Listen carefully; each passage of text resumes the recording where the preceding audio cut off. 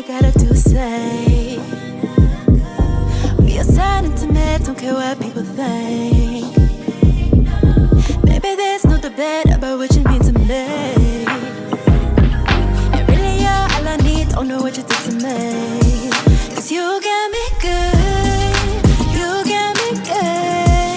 It's easy to say, I know you were made for me. You got me good, you got me good. Tell me to stay, come right this way out with me. You got me good, you got me good. It's easy to say, I know you were made for me. You got me good, you got me good. Tell me to stay, come right this way out with me. Yeah, hey, you got me, hey, yeah, you got me good, yeah, you got me, hey, you got me good, yeah, you got me, hey, yeah, you got me good, yeah, you got me, hey, yeah, you got me good, hey, you got me, got me, 'cause you got me, got me, 'cause you got me, you got me, hey, hey.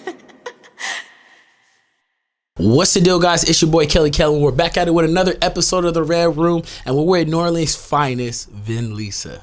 Hey, Let's I'm Vinlisa. When I hear your music, it has more of a modern R&B sound, something that we hear more of today. And with you being from New Orleans, like, what are some of the artists that kind of like shaped your style and where you're at today with music? You know, I feel like where I grew up in specifically, it was like more outskirts of New Orleans. So I was like an hour and a half away, and there wasn't really a lot of music or any artsy stuff going on around there. So it was kind of like paving my own way, and like a lot of the stuff that I had to hear through music was just not like the usual figures that I feel like would come out of New Orleans. Like, for instance, I feel like I listened to a lot of like Janae Aiko, a lot of Kehlani.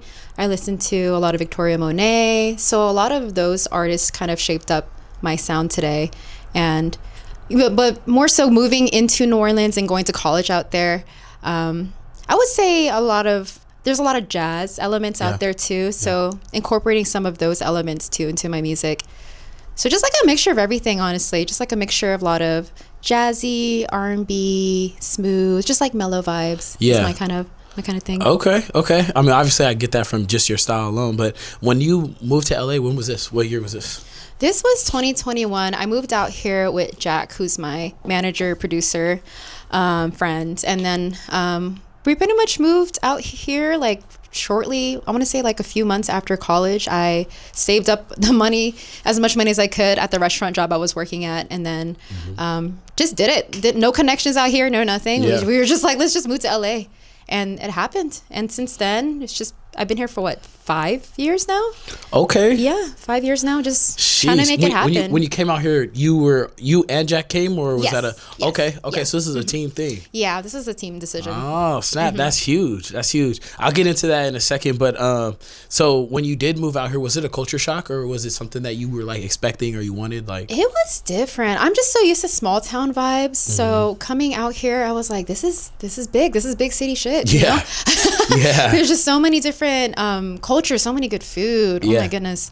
And then people are really out here about it. They're really out here to, put in the work, they have a lot more grounding too, I feel like. So that was very different. Good to know, like a lot of, creatives who move out here, like actors, artists, musicians. So that kind of motivated me more, if anything, because being back home, it's more lackadaisical. I feel like, things move as they move. But then over here, I feel like I'm always on the go because I kind of have to be. Everyone else is, Yeah, no, for sure. I think the cool thing about like LA, because for me, like, I'm from here, born out in this area, more the outskirts though. So like the traffic and shit gets on my nerves. But I think the cool thing is you like your Uber driver could have been in a Netflix series like last week, you know? No, exactly. And but it promotes, the city does promote like you need to hustle, you have to get to this money because this, you know, the price of living is higher out here. But it is cool, like you see people like just doing so much different stuff, you know? So 100%. one thing that I noticed, like looking at your aesthetic and all of your releases, I like your artwork specifically because it seems like very curated, and it's all you, obviously. Yeah. So is this something that like you go into intentionally, or do you have a team behind you? I know you have your manager here and things like that, but do you have like a creative director, or is this all on you, or like how does that work? I would say a lot of it's just me and Jack. To be honest, we just kind of plan out a photo shoot. Like we have an idea. I'll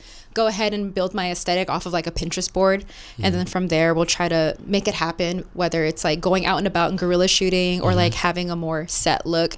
And sometimes these sets are like even at our like home. Right. You know, we'll just make it happen from there. But the recent one that we did was more so Chino Hills Park area. It's like the little hiking trail. We went around there and just kind of took some shots out there. And yeah, just picking the best ones from out of the 300 photos we take, you know?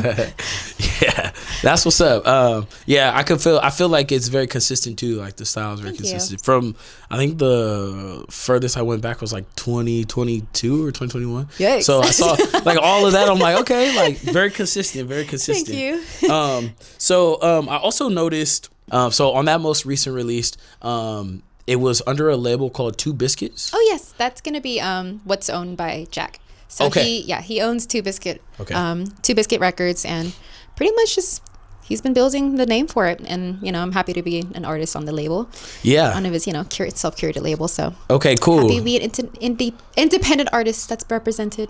No, that's super good. And like, do you feel like having that community like helps you as an artist, takes the ease off of things? Or? I feel like you need community here, you know, because if you don't have that grounding, you're gonna find yourself lost. Yeah. So definitely, I'm really happy I'm a part of this label because you know he's always doing showcases. You know, I'm always having to meet new people, and then I feel like these new people end up becoming my friends. You know, so I'm just happy to be here. Yeah, obviously he's a part of a lot of things. He's here right now, so that's good stuff. And then when it comes to you know, like you said, the community aspect of it, are you very hands-on with your projects, or is it like a team effort? Like how does everything work from the writing process, beat selection, recording, all that?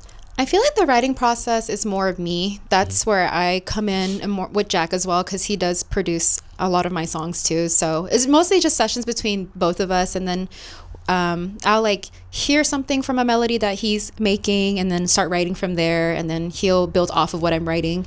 And then from there, I want to say when it comes to like the mixing and mastering aspect, that's going to be more so like sending it out to people that we know who have an ear for that, and then having that come back to me. So that's when I, you know, put that away for a little bit, but I'm still a part of the process because I'm, you know, helping with the feedback and whatnot. Right. I feel like in today's music climate, like you can't just make music, you have to like do 10 other things to kind of like do you have to be like a jack of all trade in a way? What is like the most enjoyable part for you about being an artist right now?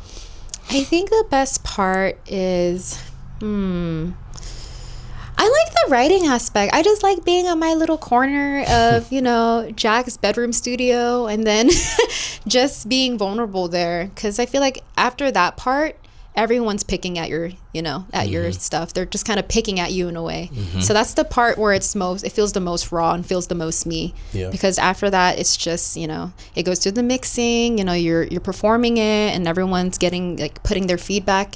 But then that, you know, the writing part, it's like that's just the most raw. That's what doesn't matter what exactly. Everyone says. It's just mine to matter at that point. Yeah. Are you writing in pen to pad still, or are you on your phone? Sometimes, yeah. Sometimes I'll get the need to like, you know, feel like I have to scratch on paper, you know, with the pen. But for the most part, I'm on Google Doc notes, iPhone notes. That's more 2026. Yeah, I know exactly. That's cool. Save the trees, you know. What was your most memorable moment like thus far in this process? Like maybe it'd be a show, or just like, I don't know, a fan, or I don't know, anything. I think the most rewarding process of this all is like when I have people who come up to me after a show and they're just like, you've inspired me. Like, I really want to get back into making music, or I really want to start making music. Yeah. And I'm just like, wow, the power that you can have as an artist is crazy. You know, like, you don't think about that sometimes until it really takes another person to come up to you and be like, hey, you're really doing that. And just know that, like, you're making me want to do it too. That's dope. You know? That's dope.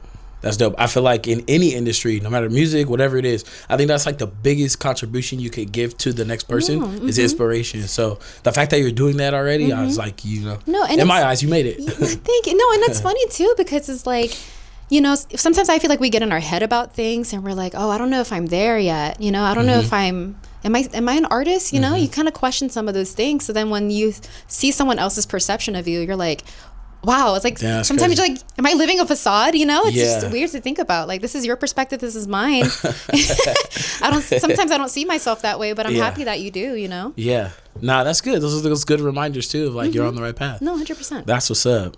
Is there anything that you want your fans to know? Anything that you want them to know from you, what you stand for, a message, anything like that? Be you. Be different, you know? Just do it. Honestly, challenge yourself.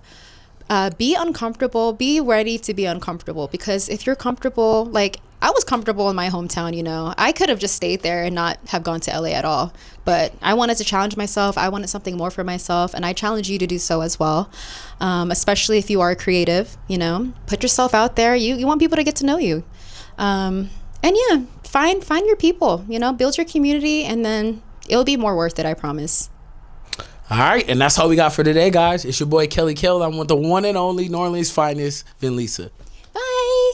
Peace.